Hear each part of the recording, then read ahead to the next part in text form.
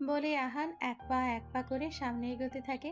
ইয়ানা কিছুটা ভয় পেয়ে যায়। মেয়েরা সবকিছুর সাথে লড়তে পারে, কিন্তু যখন কেউ তার ইজ্জতের দিকে হাত বাড়ায়, তখন পরিস্থিতির ওপর ভিত্তি করে কেউ সাহসী হয়ে ওঠে, আবার কেউ সবচেয়ে দুর্বল। ইয়ানা যথাসম্ভব নিজেকে ঠিক রাখার চেষ্টা করছে, কিন্তু তার সামনে স্বয়ং অগ্নি চৌধুরী দাঁড়িয়ে আছে, যার সাথে মোকাবেলা করা অসম্ভব। আহানের রাগে চোখ দুটি লাল হয়ে গেছে, কপালে রগগুলো ফুলে নীল হয়ে আছে। ফর্সা হওয়ার দরুন পুরো মুখ লাল হয়ে গেছে। আহানের মনে হচ্ছে ইয়ানাকে শেষ করে দিতে। আহান ইয়ানার সামনে গিয়ে মুখ চেপে ধরে দতে দত চেপে বলে, এখনো তুই পেঁচেছিস কেন? তোর ইচ্ছে তো পূরণ করছিলাম। পরপুরুষের সঙ্গ পেতে খুব ভালো লাগে তোর, তাই না? একজন তুই মন ভরে না, তাই আরেকজন নিয়ে নিয়েছিস। বল, কি আছে ওই ছেলেটার মধ্যে যা আমার মধ্যে নেই? আমার থেকে বেশি সুখ দেয় নাকি এতক্ষণে বেরিয়ে নিয়ে চলে গেছে, কিন্তু আমি নিতে পারিনি? ইয়ানা আহানের কথা সহ্য করতে না পেরে কানে দুই হাত চেপে বলে, প্লিজ চুপ করুন, আর নিতে পারছি না। ছি, কি জঘন্য চিন্তা ভাবনা আপনার! লজ্জা করে না একটা মেয়ে সম্পর্কে এইসব বলতে? আহান ইয়ানার কথা শুনে রেগে চিৎকার দিয়ে বলে, না, করো না লজ্জা। কারণ তোরও সব মেরে ঝরনা বই একজনকে দিয়ে হয় না, পর আরেকজনের কাছে চলে যাস। আর আজ আমি তোর সে আশায় পূরণ করব, যাতে কারোর কাছে না যেতে পারিস। বলে আহান ইয়ানার ঠোঁট দুটো আঁকড়ে ধরে। কেসের পরিমাণ এত দ্রুত ছিল, ইয়ানার নিঃশ্বাস নেওয়া বন্ধ হয়ে যাচ্ছে। আহান কেস থেকে আস্তে আস্তে কামড়ে পরিণত করে। ইয়ানা সহ্য করতে না পেরে ছটফট শুরু করে দেয়, কিন্তু আহানকে এক চুলও নড়াতে পারেনি। ইয়ানার ছটফটের কারণেই আহান আরও রেগে যায়, তাই তার হাত দুটোকে বালিশের সাথে চেপে ধরে। ইয়ানা শুধু মুখ দিয়ে শব্দ করছে, না শরীর আর না হাত নড়াতে পারছে। আহান ইয়ানার ঠোঁট ছেড়ে গলায় নেমে আসে। আহানের প্রতিটা বাইট থেকে রক্ত ঝরছে। আহান পুরোপুরি অন্য এক ঘোরের মধ্যে চলে যায়। সে অতিরিক্ত রাগে জ্ঞান হারিয়ে কি করছে কোনো ভাবান্তর নেই। সে ইয়ানাকে শাস্তি দিতে ব্যস্ত। আহান এবার নিজের শার্ট খুলে ইয়ানার দিকে অগ্রসর হয়। ইয়ানা কান্না করতে করতে ফুপিয়ে ওঠে। প্লিজ অগ্নি চৌধুরী, আমার এত বড় ক্ষতি করবেন না। আমার গায়ে কলঙ্কের ছায়া লাগাবেন না প্লিজ। আমি আপনার কাছে আমার নিজের সতীত্ব ভিক্ষা চাইছি। ইয়ানার প্রবণতে আহানের ধ্যান ভাঙে। রুমে লাইট অন করে তাড়াতাড়ি মুখে মাস্ক আর শার্ট পরে নেয়। ইয়ানার পাশে শান্ত হয়ে বসে নিজের চুল আঁকড়ে ধরে কি করছিল। ওফ শেট, অগ্নি চৌধুরী কিভাবে একটা মেয়ের ইজ্জতে হাত বাড়াতে পারে? কিন্তু পরক্ষণে ইয়ানার হাতের রিং এর কথা মনে পড়লে ইয়ানাকে এক টানে বিছানা থেকে তুলে ওয়াশরুমে নিয়ে যায়। ইয়ানা এখনো ফোপাচ্ছে। আহান ইয়ানার দিকে বিরক্তি নিয়ে বলে, কান্না থামাও। কিছু করেছি আমি? তাহলে কান্না করছো কেন? আহান ইয়ানার হাত থেকে এনগেজমেন্টের রিংটাকে এক টানে খুলে ছুঁড়ে ফেলে দিলেন, আর নিজে একটা রিং পরিয়ে দেয়। ইয়ানা আহানের দিকে তাকিয়ে তাচ্ছিল্য হাসি দিয়ে বলে, কিছু করেননি আপনি বলছেন মিস্টার অগ্নি চৌধুরী? কি করেননি আপনি? একটা মেয়ে শপিং করতে আসছে, তাকে রাস্তা থেকে তুলে এনে হেনস্থা করছেন, তার অনুমতি ছাড়া বারবার তাকে ছোঁয়ার চেষ্টা করছেন। করেননি বলছেন আপনি, তাই না?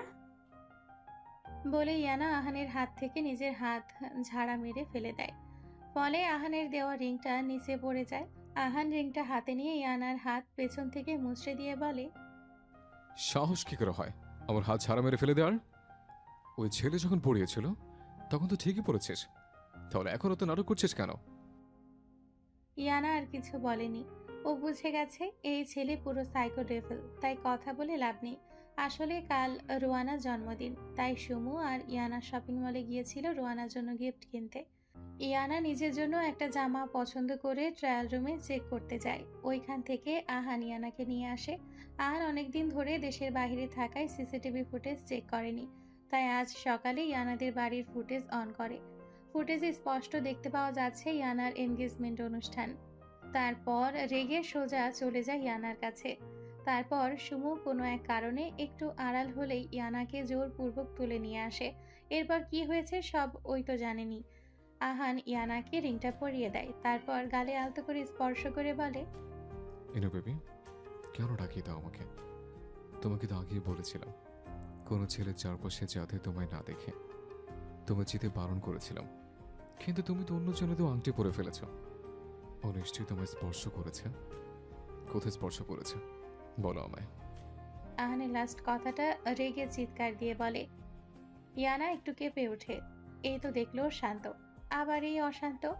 ইয়ানার ভাবনার মাঝে আহান ইয়ানার হাত ঘষতে থাকে আর বিড়বিড় করে বলে, এইখানে ছুঁয়েছে, তাই না? যদি পারতাম হাতটাই কেটে ফেলে দিতাম। আচ্ছা ইয়ানা, হাতটা যদি কেটে ফেলে দেয় কেমন হবে বলো তো? ইয়ানা আহানের কথা শুনে চমকে ওঠে, ভয়ে যেন তার আত্মা পাখি এখনই উড়াল দিবে। ইয়ানা ভয়ে ভয়ে বলে, কি কি বলছেনটা কি? হাত কেটে দিবেন মানেটা কি? আহান ইয়ানার অবস্থা দেখে বলে, ভেবেছিলাম কেটে ফেলবো, অন্য যেন ছোঁয়া লেগেছে তো তাই, কিন্তু এখন আর কাটবো না। কিন্তু আজ যে রিংটা আমি পরিয়ে দিয়েছি, যদি কখনো এটা খুলতে দেখে তাহলে আজকের অসম্পূর্ণ কাজ সম্পূর্ণ করব। ইয়ানা আহানের দিকে তাকিয়ে কান্না করতে করতে বলে, কেন করছেন এরকম? কেন এমন পাগলামো? আমাকে তো ভালোবাসেন না, তাহলে কেন এত অধিকার দেখান আপনি? যদি সৌন্দর্যের কারণে মোহে পড়ে থাকেন তাহলে ভুল করছেন মিস্টার অগ্নি চৌধুরী। আমি কারো মোহের শিকার হতে চাই না। আহান ইয়ানার দিকে তাকিয়ে বলে, সৌন্দর্য দিয়ে তোমায় বিচার করেনি, তবে তোমায় দেখার পর কোনো কিছুই সুন্দর লাগেনি। আর মোহিত মানুষ তখন পরে যখন কেউ কারোর প্রতি আকৃষ্ট হয়, কিন্তু আমি তো তোমার প্রতি আকৃষ্ট হইনি। ইয়ানা আহানের এই ঘোরানো পেঁচানো কথায় বিরক্ত হয়, তারপর কিছু একটা ভেবে হঠাৎ বলে ওঠে, আপনার এই একজোড়া চোখ কারোর সাথে খুব মেলে, কিন্তু কার সাথে মিলে আমি সেটা মনে করতে পারছি না এক্স্যাক্ট। আহান কিছুটা থতমত খেয়ে যায়। ঠিক তখনই একটা সার্ভেন্ট এসে খাবার দিয়ে যায়। আহান ইয়ানাকে উদ্দেশ্য করে বলে, সারাক্ষণ যদি আমার চোখের দিকে তাকিয়ে থাকো তাহলে সবার চোখই আমার চোখে দেখতে পাবে। তে চোখের পর্যবেক্ষণ না করে এখন খাবারটা খেয়ে নাও, বাড়িতে ফিরতে হবে তোমায়।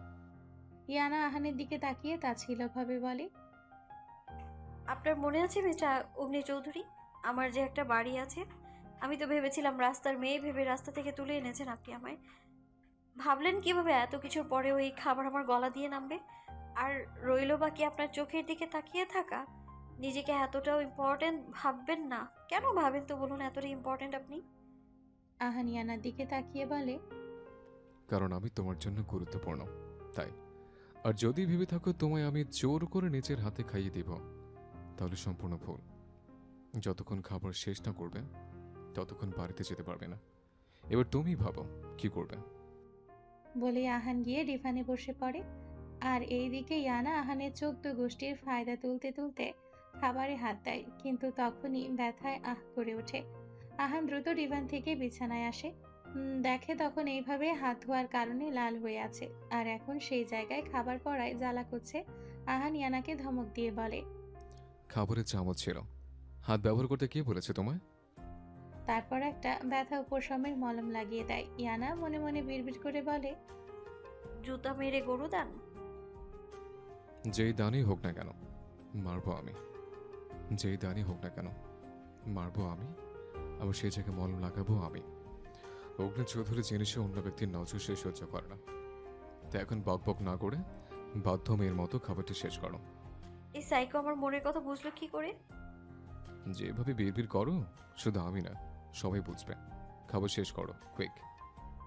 যেহেতু সে ক্ষুধার্ত, তার উপর পছন্দের খাবার পাস্তা আর মাটন বিরিয়ানি, তাই আর বসে থাকেনি। ইয়ানা জানে সে এখন খাবার না খেলে সত্যিই তাকে বাড়ি ফিরতে দিবে না। আগে বাড়ি ফেরা যাক, তারপর সব ভাবা যাবে। শুধু একবার বাড়ি ফিরতে দেন মিস্টার অগ্নি চৌধুরী, তখন হবে আসল খেলা। ইয়ানার ভাবনা ছেদ ঘটে সামনে থাকা ব্যক্তিটির কথা শুনে। যদি তুমি আমার থেকে দূরে সরে যাওয়ার চিন্তা করে থাকো তাহলে সেটা মাথায় থেকে ছুঁড়ে ফেলে দাও। যদি এমন হয় মহাসমুদ্রের পানিও শুকিয়ে যায় তবু তুমি আমার। যদি মরুভূমিতে সমুদ্রের উত্তাল হয়ে সৃষ্টির ভারসাম্য বিলীন হয়ে যায় তবুও তুমি আমার। যদি এক মুহূর্তের জন্য হিমালয়ের বরফ গলে প্লাবনের সৃষ্টি হয় তবুও তুমি আমার। শুধু এবার নয় পরপারেও তুমি আমার। তাই আমাকে বাদ দিয়ে অন্যজনে হওয়ার মানসিকতা ছেড়ে দাও। এখনো অগ্নি চৌধুরী হিংস্র রূপ দেখনি। আমার কথার অবদ্ধতা করে আমি কোনো সীমা অতিক্রম করতে পারি তার কোনো ধারণাও নেই। তাই বলছি অবদ্ধতা করো না। ইয়ানা শুধু আহানের দিকে ফ্যাল করে তাকিয়ে থাকে। কি সুন্দর ওনার কথার ধরন, কিন্তু মানসিকতা কতটা নিকৃষ্ট। জানেন তো মিস্টার অগ্নি চৌধুরী, কেমন একটা প্রবল সাময়িক উত্তেজনা মাত্র। আর আপনি আমাকে কামনা করে যেটা এক সময় ঠিকই শেষ হয়ে যাবে। তখন আপনি থাকবেন এক মেরু আর আমি থাকবো আরেক মেরুতে। তাই আমি আপনাকে বলছি, প্লিজ আমার পেছন ছেড়ে দিন আপনি। আমি এই জায়গা থেকে অনেক দূর চলে যাব, ঠিক তত দূর যেখানে গেলে আমায় আর খুঁজে পাওয়া যাবে না, কখনো আপনার সামনেও আসবো না আমি। আহান ইয়ানাকে পরপর 3টি থাপ্পড় মারে। হঠাৎ আক্রমণে ইয়ানা নিজের শক্তি হারিয়ে দেওয়ালে ধাক্কা খায়, ফলে কপাল ফেটে রক্ত বের হয়ে পড়ে।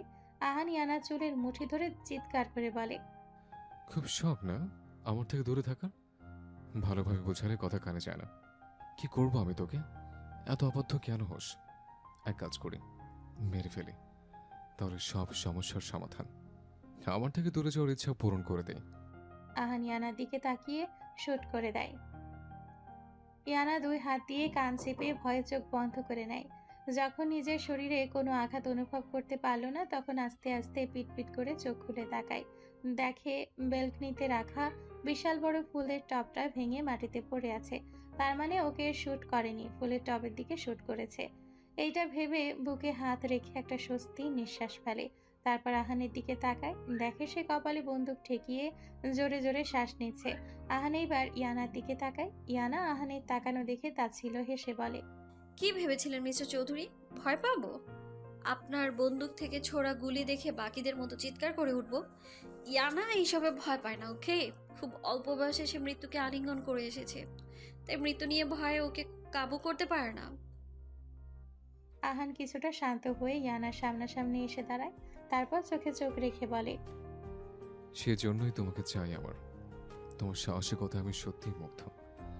যে মেয়ের একটু আগে যে মেয়ের একটু আগে সম্ভ্রমহানি হচ্ছিল, সে ভয় না পেয়ে এখনো চোখে চোখ রেখে কথা বলছে। সাহসী না হলে সেটা কয়জন পারে? এরপর আহান 1 মিনিটও দেরি করেনি, রুম থেকে বের হয়ে যায়। যেতে যেতে বলে যায়, আমি গাড়িতে যাচ্ছি, যদি বাড়ি ফিরতে চাও তাহলে আসতে পারো। ইয়ানা আর 1 মিনিটও দেরি না করে আহানের পেছন পেছন চলে যায়। ইয়ানা বাড়ির সামনে গিয়ে দরজা খুলে ভেতরে ঢুকতে নিবে, কিন্তু একজনকে দেখে থমকে যায়। দেখে সুমু সোফায় বসে আছে। ইয়ানা কয়েকটা ঢোক গিলে বলে, ইয়ানা, আজ তুই গেলি? পাগলি আজ ভীষণভাবে ক্ষেপে আছে। কোনোভাবেই মিস্টার চৌধুরীর কথা বলা যাবে না। সব তো ঠিক করেই দিব, তাহলে শুধু শুধু টেনশনে ফেলার কারণ নেই কোনো। ইয়ানা পা টিপে টিপে সবার আড়ালে রুমে ঢুকতে যায়, কিন্তু রুয়ানার কথায় দাঁড়িয়ে পড়ে। ওই তো আপু চলে এসেছে। রুয়ানার কথা শুনে সুমুও পেছন ফিরে তাকায়। ইয়ানা আর 1 মিনিটও দেরি না করে ডায়া এক দৌড় তাড়াতাড়ি করে গিয়ে মিসেস সেলিনার পেছনে দাঁড়ায়। আমু প্লিজ, আজকের মতো বাঁচাও, পাগলি ক্ষেপেছে। সুমুর আগে ফুঁসতে ফুঁসতে বলে, আন্টি, তুমি সামনে থেকে সরে দাঁড়াও, ওকে আজ আমি মেরে ফেলবো। ওর ওড়না আছে, কতটুকু চিনতে ছিলাম আমি। ইয়ানা সুমুর চিন্তার কারণ বুঝতে পেরে 2 হাতে কান ধরে বলে, প্লিজ জানো, আজকের মতো ক্ষমা করে দে, আর কখনো এরকম করব না, সত্যি। ওর ধারণা আছে কতটুকু চিনতে ছিলাম আমি। ঠিক আছে, করলাম ক্ষমা। এখন বল, কোথায় গিয়েছিলি? ঠিক আছে, তোরা দুজন বস, বসে সব মিটমাট কর, আমি নাস্তা নিয়ে আসছি। ইয়ানা আর সুমু গিয়ে সোফায় বসে। সুমু কিছুটা চিন্তিত হয়ে বলে, ইনু, রায়হান বা অগ্নি চৌধুরী আসেনি তো? ওরা কিছু করেনি তো? প্লিজ ইনু, মন হয়ে থাকিস না, তাড়াতাড়ি বল। ইয়ানা সুমুকে আশ্বাস দিয়ে বলে, এমন কিছুই না। আসলে তুই যখন পানি আনতে দোকানে গিয়েছিলি, তখন একটা পথ শিশু আসে, বারবার খাবার চাচ্ছিল। তুইও আসছিলি না, তাই ওকে নিয়ে একটা রেস্টুরেন্টে নিয়ে যাই আমি। ভেবেছিলাম খাবার কিনে দিয়ে চলে আসব, কিন্তু কিছুতেই রেস্টুরেন্টে ঢুকতে দিচ্ছিল না মেয়েটা, পথ শিশু। তাই তাই এ নিয়ে একটু দেরি হয়ে গিয়েছে। এখন বিশ্বাস করলেই হয়। আল্লাহ আমায় ক্ষমা করে দিও মিথ্যে বলার জন্য, কিন্তু কি করব, আমি যে নিরুপায়। সুমু কপাল কুঁচকে তাকিয়ে আছে ইয়ানার দিকে। হুম, মানলাম তুই একটা কাজে আটকে গিয়েছিলি, কিন্তু ফোন ধরছিলি না কেন? তুই জানিস কতটা চিন্তায় ছিলাম। আমি ভেবেছিলাম হয়তো রায়হান তোকে কিডন্যাপ করেছে, বা অগ্নি চৌধুরী। ইয়ানা সুমু চিন্তার কারণ বুঝতে পেরে বলে, আসলে ফোন সাইলেন্ট ছিল। আর চিন্তা করিস না, এমন কিছুই হয়নি। আজ আর বাসায় যাওয়ার দরকার নেই, এখানেই থাক। রাত ঠিক 12টা। রোয়ানা কিছু শব্দ পেয়ে ঘুম থেকে উঠে পড়ে। দেখে সবাই তার সামনে, সবাই দাঁড়িয়ে আছে। শুভ জন্মদিন আমার ছোট মা। শুভ জন্মদিন আমার ছোট্ট মিষ্টি ঝগড়ুটে বোন। রোয়ানা সবার উইশ করা দেখে খুশিতে আত্মহারা।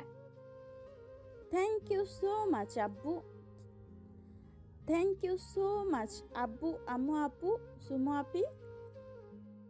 তারপর তারা ছোটখাটো সেলিব্রেশন করে যার যার মতো গিয়ে ঘুমাতে চলে যায়। প্লিজ মিস্টার চৌধুরী, আমার সাথে এমন করবেন না। প্লিজ প্লিজ দূরে যান আমার থেকে, একদম কাছে আসবেন না। হঠাৎ ইয়ানা ঘুম থেকে চোখ মেলে তাকায়। পাশে সুমো গভীর ঘুমে আচ্ছন্ন। ও এতক্ষণ স্বপ্ন দেখছিল ভেবেই স্বস্তির নিঃশ্বাস নেয়। ভয়ে ওর হাত পা কাঁপছে। পাশ থেকে এক গ্লাস পানি এক শ্বাসেই খেয়ে ফেলে। আজ আপনি যা করেছেন তা কখনো ভুলবো না মিস্টার চৌধুরী। ঘৃণা করি আমি আপনাকে, ঠিক এতটাই ঘৃণা করি যে আপনার ছায়া দেখতেও অস্বস্তি হয় আমার। চলে যাব আমি অনেক দূর, যেখানে আপনি আমায় আর খুঁজে পাবেন না। হলাপাটি আর রোয়ানা তারা একটা বড় রেস্টুরেন্টে বসে আছে। কারণ আজ রোয়ানার জন্মদিন, তাই হলাপাটির তরফ থেকে জন্মদিন উপলক্ষে ছোট্ট একটি সেলিব্রেশন। এক এক করে সবাই রোয়ানাকে গিফট দেয়, যা পেয়ে সে খুব খুশি। ঠিক তখনই রোয়ানার কথায় সবাই পাশে তাকায়। আপুরা দেখো তো, উনি আহান ভাইয়া না? উনি তো বিদেশ গিয়েছিলেন, তার মানে ফিরে এসেছেন। তাই তো, উনি তো আহান ভাইয়া, সাথে রায়ানার ইউভি ভাইয়াও রয়েছেন। তাহলে ওনাদের বলি আমাদের সাথে অ্যাটেন্ড করতে। আর তাছাড়া অনেক দিন ধরে ওদের সাথে কথা হয় না, কথাও বলে নেওয়া যাবে। সব ঠিক আছে আয়াত, কিন্তু ওনারা কোনো দরকারেও তো আসতে পারে। হতে পারে কোনো বিজনেস মিটিং। এটা নারী মিটিং নয়, মটিং হলেও আরও মানুষ থাকতো, কিন্তু এইখানে ওরা তিনজন ছাড়া আর কেউ নেই। তোরা বস, আমি ডাকতে। আরও আহানদের কাছে চলে যায়। আসসালামু আলাইকুম ভাইয়ারা, কেমন আছেন? আহান অরোরাকে চিনতে 1 মিনিটও দেরি করেনি, তাই একটা মুচকি হাসি দিয়ে বলে, ওয়ালাইকুম আসসালাম। আলহামদুলিল্লাহ। তুমি কেমন আছো? একা এসছো? থেকে নিজের ফ্রেন্ড তারা সবাই এসছে? আজি ভাইয়া, আজ আমাদের রুয়ানার জন্মদিন, তাই আমাদের পক্ষ থেকে ছোট্ট একটা আয়োজন। আপনারাও আসুন না। আরোর কথা শুনে ইভি মনে মনে ভাবে আজ পিচ্চির জন্মদিন। কেন নয়, চলো। তারপর তারা সেলিব্রেশনে জয়েন করে। আহান যথাসম্ভব নিজের দৃষ্টি ইয়ানার আড়ালে রাখার চেষ্টা করছে, কারণ ইয়ানা বলে দিয়েছে অগ্নি চৌধুরীর চোখ জোড়ার সাথে অন্য কারো চোখ জোড়ার খুব মিল পাওয়া যায়। ইউভি রুয়ানার দিকে তাকিয়ে দেখে মেয়েটাকে আজ খুব সুন্দর লাগছে। সাদা পাথরের কারুকাজ করা একটা সিম্পল গাউন আর মুখে হালকা মেকআপ। মেয়েটা বাচ্চা সুলভ চেহারাতে যেন অদ্ভুত এক আকর্ষণ রয়েছে। তারপর কিছু একটা মনে পড়তেই রোয়ানাকে প্রশ্ন করে, আচ্ছা পিচ্চি, তোমার বয়স কত? মানে আজ কত বছর বয়স হয়েছে তোমার? রোয়ানার মুখ থেকে হাসি উবে গেল পিচ্চি ডাক শুনে। সে এখনো পিচ্চি নাকি? আজব। আমাকে একদম পিচ্চি বলবেন না, আর আমার আজ 16 বছর পূর্ণ হয়েছে। ইউভি আহত স্বরে বলে, হ্যাঁ, অনেক বড় হয়ে গিয়েছো। 16 বছর কম নাকি? হাই কপাল, ভালোবাসার জন্য আর কোনো মেয়ে পেলি না?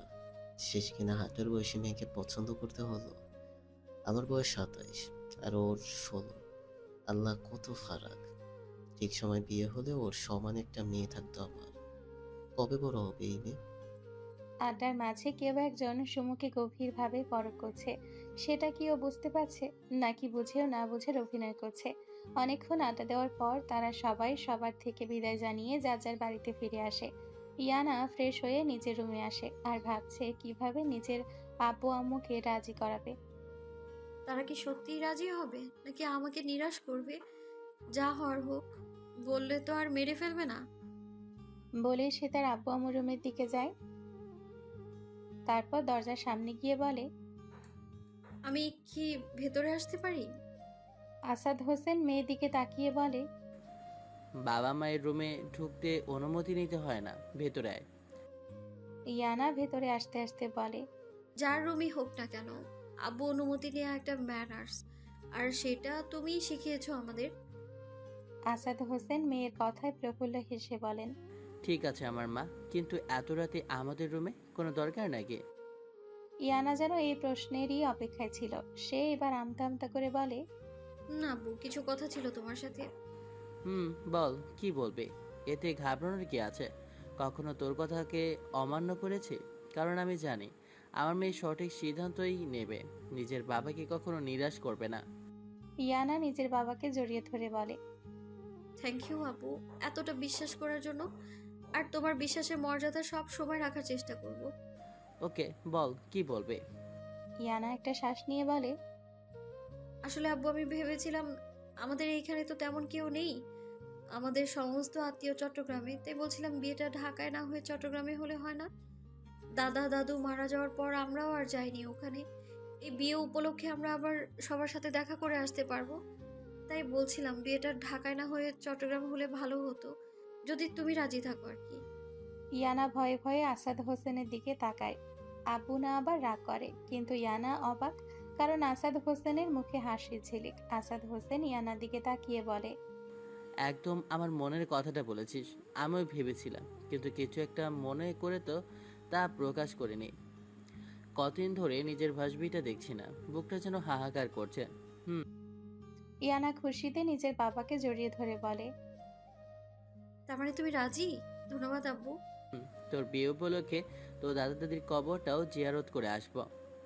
ঠিক আছে তাহলে, আম্মু নিজ থেকে আসলে এ নিয়ে আলোচনা করো তুমি। খাবার সময় তোমাদের দুজনের সামনে বলতাম, কিন্তু কোনো এক কারণে বলিনি আমি। এখন তুমি আম্মুকে জানিয়ে দিও।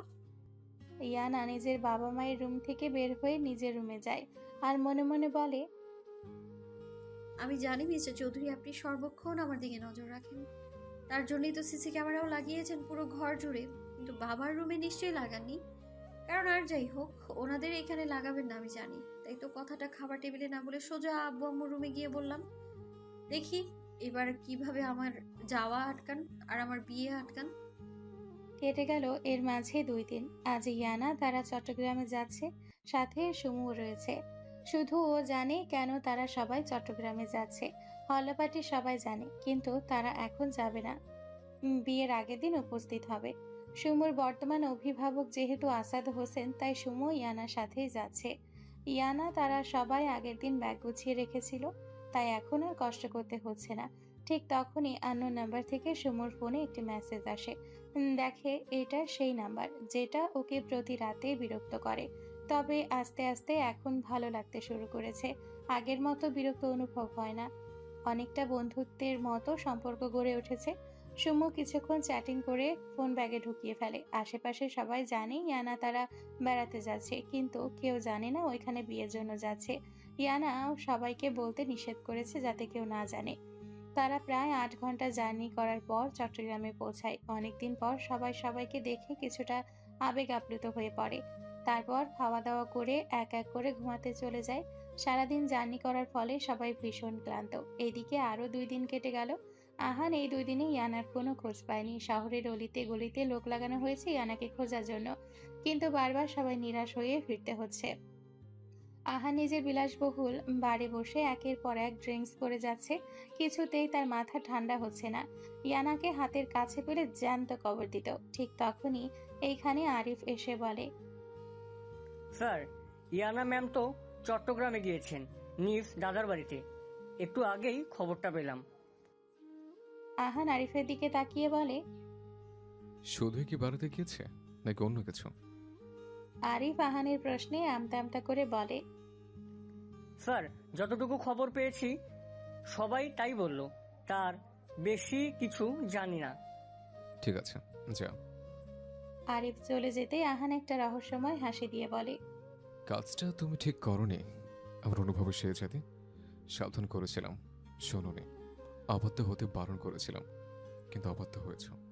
অন্য কারোর হাওয়া চিন্তা করতে বারণ করেছিলাম, কিন্তু মারোনি। এবার বুঝবে অগ্নি চৌধুরী কি জিনিস। বলেই ওয়াইনের গ্লাসটা চেপে ধরে। এতটাই জোরে ধরেছিল যে গ্লাসটা ভেঙে বাজেভাবে হাতে গেঁথে গিয়েছে। কিন্তু আহানের এইসব নিয়ে কোনো চিন্তা নেই। দেখতে দেখতে কেটে গেল আরো 20 দিন। এই 20 দিনে না তো আহান ইয়ানার কোনো খোঁজ নিয়েছে আর না তো ওকে আনতে গিয়েছে। আজ ইয়ানার গায়ে হলুদ। যেহেতু বিয়েটা ঘরোয়াভাবে হচ্ছে তাই কোনো মেহেন্দি অনুষ্ঠান বা গায়ে হলুদের অনুষ্ঠান হচ্ছে না। হল্লাপাটি তারা সবাই চলে এসছে। এত দূরে আয়াত আর ইয়ানার বাবা তারা দিতে চায়নি, তবে তারা কোনো রকম রাজি করিয়ে এসছে। তারা সবাই অনুষ্ঠান শেষ করে রুমে চলে যায়। অনেক দিন পর সব বন্ধুরা একসাথে হওয়ায় তারা ইয়ানার রুমে গিয়ে আড্ডায় মেতে ওঠে। আমরা কখনো ভাবতেও পারিনি তোর বিয়ে এরকম ঘরোয়া উপায়ে হবে। কত ইচ্ছে ছিল, মজা করব, আনন্দ করব, নাচ হবে, গান হবে। এখন ঘরোয়া উপায় হচ্ছে, তারপর উনি নিজের কাজটা শেষ করে আসলে সবাইকে জানিয়ে বিয়ে করব। ও মাই গডনেস, ইনু এখনই জিজুকে উনি বলা শুরু করেছিস? বলেই সবাই হাসা শুরু করে। সবই তো বুঝলাম, কিন্তু তোরা একটা জিনিস লক্ষ্য করেছিস? অগ্নি চৌধুরী আসার পর থেকে রায়হানের কোনো খোঁজ নেই, এমনকি একবারের জন্যও দেখিনি। তোদের কি একটু খটকা লাগছে না? এইটা আমার মাথায় অনেকদিন এসেছিল, কিন্তু এক হিসেবে তো ভালো হয়েছে। এখন ইয়ানাকে আর কেউ বিরক্ত করবে না। বিরক্ত করে না মানে? ভুলে গেছিস দি গোল্ডেন অফ মাফিয়া গ্রুপের লিডার অগ্নি চৌধুরী কথা? উনি রেহানে থেকে অনেক ধাপে গিয়ে, কিন্তু ইয়ানা অগ্নি চৌধুরী তোর বিয়ের খবর জেনেও কেন এত চুপ রয়েছেন? হয়তো মোহ কেটে গেছে তাই। না, মোহ কাটেনি, কারণ মিস্টার চৌধুরী জানেনই না কাল আমার বিয়ে। একবারও তোদের মনে হয় না যে চট্টগ্রামে দাদা দাদুর মৃত্যুর পর আব্বু আম্মু জোর করলেও আসতাম না? আজ কেন আমি নিজ ইচ্ছায় এখানে বিয়ে করতে আসলাম? কারণ ঢাকায় বিয়ে করলে উনি কোনো না কোনোভাবে জেনেই যেত, কিন্তু চট্টগ্রামের কথা কোনোভাবেই জানতে পারবে না। আর যদি জেনেও থাকে তাহলে ভাববে বেড়াতে এসেছি। হয়তো জানেনি, জানলে এতক্ষণে চলে আসার কথা। যাই হোক, কিন্তু ইয়ানা, অগ্নি চৌধুরী একজন মাফিয়া। উনি এমনি এমনি কারো পিছু নেয় না। এমনও তো হতে পারে যে উনি তাকে সত্যি সত্যি ভালোবাসে। এটা কোনো মোহ বা কামনা নয়। হল্লাপাটি সবাই আরুর কথায় সম্মতি জানায়। ইয়ানা তখন তাচ্ছিল্য হেসে বলে, ভালোবাসা মাই ফুট। উনি কখনো বলেছেন যে উনি ভালোবাসেন আমায়? আমি 1000বার জিজ্ঞেস করেছি, উনি 1000বার না করেছেন। আর যদি ভালোবাসতেন তাহলে নিশ্চয়ই খোঁজ করতেন, তাই না? ওকে ঠিক আছে, রাগ করিস না, বাদ দে এসব কথা। কাল তোর বিয়ে, এইটা নিয়ে ভাব। তারপর তারা আরো কতক্ষণ আড্ডা দিয়ে ঘুমিয়ে পড়ে। কিন্তু দুইজন ব্যক্তির চোখে ঘুম নেই। সকালে বাড়ির মহিলা তারা হাতে হাতে কাজে লেগে পড়ে। একটু আগেই ছেলের বাড়ির সবাই উপস্থিত হয়েছে। তাদের বাড়ি থেকে শুধু সাহিল মির্জা, তার বাবা আর মা, ইমতিয়াজ মির্জা আর হেনা মির্জা আর কয়েকজন আত্মীয় আসে। বাহিরের কোনো লোক আসেনি। তাদের আপ্যায়ন পর্ব শেষ করা হয়। এখন বিয়ের জন্য কাজী চলে আসে। ইয়ানাকে নিয়ে এসে সাহিলের পাশে বসানো হয়। কাজী বিয়ে পড়ানো শুরু করে। ইমতিয়াজ মির্জার একমাত্র ছেলে আব্রাহাম সাহিল মির্জার সাথে আসাদ হোসেনের বড় মেয়ে ইয়ানা বিনতে আসাদের 20 লক্ষ টাকার দেনমোহরে বিয়ে ধার্য করা হয়েছে। এখন তুমি যদি রাজি থাকো তাহলে বলো মা, কবুল? ইয়ানার ভেতর ছাদ করে ওঠে। বারবার শুধু আহানের অবয়ব ভেসে উঠছে। কান্না আসছে প্রচুর। নিজেকে খাপছাড়া লাগছে। ইয়ানার ভাবনার মাঝে কাজী সাহেব পুনরায় বললেন, বলো মা, কবুল? ইয়ানা কিছু একটা ভেবে নিজের মনকে শান্ত করে নেয়। তারপর বলে দেয় 3টি শব্দ, কবুল। তারপর সবাই একটা স্বস্তির নিঃশ্বাস ফেলে। কাজী সাহেব পুনরায় সাহিলের কাছে গিয়ে বলে, তুমি বলো বাবা কবুল। সাহিল কবুল বলতে যাবে, ঠিক তখনই দরজার কাছ থেকে 3টি শব্দ ভেসে আসে, কবুল কবুল কবুল। সবাই সেই আগত ব্যক্তিটির দিকে তাকায়। ইয়ানা এতক্ষণ কান্না করছিল, তাই সে নিজের মাথা তুলে তাকায়। তাকাতেই তার অন্তরাত্মা কেঁপে ওঠে, কারণ দরজার সামনে ব্লু কালারের হুডি পরে দাঁড়িয়ে আছে স্বয়ং অগ্নি চৌধুরী। ইয়ানা অস্ফুট ভাষায় বলে, মিস্টার চৌধুরী। বিয়ে বাড়িতে সবাই কানাঘুষা লেগে যায় যে কে এই ছেলে। আর হল্লাপাটি তারা ভয়ে এক একজনের আত্মা শুকিয়ে যাচ্ছে, কারণ তারা অগ্নি চৌধুরীর রাগ সম্পর্কে অবগত। আসাদ হোসেন এবার রেগে বলে ওঠে, এই ছেলে কে তুমি? বিয়ের মাঝখানে বড়ের জায়গায় তুমি এসে কবুল বলছো? আহান 2 হাত প্যান্টের পকেটে গুজে আস্তে আস্তে বলে, কেন শ্বশুর আব্বু? আমি আপনার মেয়ের জামাই। মেয়ের জামাই মানে? আমার কোন মেয়ের সাথে বিয়ে দিয়েছি তোমায়? আহান একটা মুচকি হাসি দিয়ে বলে, বয়স হয়েছে ঠিক আছে, তাই বলে এখনকার কথা এখনই ভুলে যাবেন? একটু আগে তো কবুল বলে বিয়ে করলাম। আসাদ হোসেন বিরক্তি নিয়ে বলে, এই ছেলে কি ফাজলামি করছো? তোমার সাথে কি আমার ফাজলামি সম্পর্ক? এখনই বের হও, নয়তো পুলিশ ডাকবো। আহান এবার আস্তে আস্তে মুখের কাঠিন্য ভাব বজায় রেখে বলে, মেইন পয়েন্টে এসছেন, শ্বশুরব্বু হন আপনি। এটা তো আর মজার সম্পর্ক নয়। আসাদ হোসেন এবার চরম রেগে গিয়ে বলেন, এই ছেলে, তুমি যদি এখন বের না হও তাহলে পুলিশ ডেকে এনে বের করাবো, তারপর জেলের মুখ দেখতে হবে। তাই বলছি বের হয়ে যাও। আহান নিচের দিকে তাকিয়ে আছে, নিচের দিকে তাকিয়ে আসাদ হোসেনের উদ্দেশ্যে বলে, দেশে এমন কোনো জেল এখনো হয়নি যেখানে অগ্নি চৌধুরীকে বন্দি করবে। এই কথাটা সবার কানে বাজের ন্যায় ঠেকল। উনি তাহলে অগ্নি চৌধুরী। যেহেতু এটা চট্টগ্রাম, তাই অনেকে চিনতে পারেনি। আর তাছাড়া আহান আজ সম্পূর্ণ অন্যভাবে এসছে, যেভাবে ও মাফিয়া জগতে উপস্থিত হয়। ইয়ানা এইবার আহানের সামনে এসে দাঁড়ায় আর বলে, এখানে কেন এসেছেন মিস্টার চৌধুরী? দেখুন, এটা একটা ভদ্র ফ্যামিলিতে। হাত জোর করছি, এখান থেকে চলে যান আপনি। আপনার মাফিয়াগিরি অন্য কোথাও গিয়ে দেখান আপনি। ইয়ানা বলতে দেরি, কিন্তু আহানের হাতে চর পড়তে দেরি হয়নি। পরপর শক্ত হাতে চর খেয়ে সামলাতে না পেরে ছিটকে পড়ে। একটু আগে যে বাড়িটা খুশিতে মেতে উঠেছিল, কিন্তু এখন এটা যেন একটা মৃত্যুপুরীতে রূপ নিয়েছে। আহানের পৈশাচিক রূপ দেখে একজন ভয় কাঁপাকাঁপি শুরু করে দেয়। সাহিল এতক্ষণে চুপ থাকলেও এখন আহানের উদ্দেশ্যে বলে ওঠে, এরকম অভদ্রতা মানে কি মিস্টার চৌধুরী? আপনি আমার হবু স্ত্রীর গায়ে হাত তুলছেন কেন? আহানের রাগে চোখ দুটো লাল হয়ে আসে। অতিরিক্ত রাগের কারণে শরীরের রগগুলো ভেসে উঠেছে। সাহিলের কথা ছিল রক্তে আগুন ধরার মতো। সে সাহিলের উদ্দেশ্যে দাঁতে দাঁত চেপে বলে, তুই এখানে দাঁড়া, তোর ব্যবস্থা অনেক আগেই করা উচিত ছিল। আর তুই কার জন্য কাজ করেছিস সেটা আমিও খুঁজে বের করব। তারপর কাজী সাহেবকে ডাক দিয়ে বলে, কাজী সাহেব, বাকি বিয়ের কাজ শেষ করুন। ইয়ানা নিজের চুল থেকে আহানের হাত সরাতে সরাতে বলে, কখনো আপনার মতো জানোয়ারকে আমি বিয়ে করব না। যদি আপনি আমার জীবনও নিয়ে নেন, তারপরেও না। আহান খেপে গিয়ে ইয়ানা চিবুক শক্ত করে চেপে ধরে দাঁতে দাঁত চেপে বলে, ভয় করছে না? জানের মায়া নেই তো? অকালে মরার শখ জেগেছে? বারণ করেছিল না আমাকে ছাড়া অন্য পুরুষকে কল্পনা করতে? তাহলে বসে যেছিস কেন? ইয়ানা ব্যথায় নাকমুখ খিচে ফেলে। আহানের শক্ত হাতের কাছে ইয়ানার গালটা তুলার সমতুল্য। আপনার বারণ কেন শুনতে হবে আমায়? আমি মরে গেলেও আপনাকে বিয়ে করব না। আহান ইয়ানার কথা শুনে রহস্যময় হাসি দিয়ে বলে, জানতাম তুমি তো সহজে রাজি হবে না, তাই অন্য দিক দিয়ে তীর ছুড়েছে। আর এই জার্নারের সাথেই সারা জীবন কাটাতে হবে। ইয়ানা কপাল কুঁচকে বলে, মানে? আহান ইয়ানার দিকে তাকিয়ে বলে, আরে বেব, এত তারা কিসের?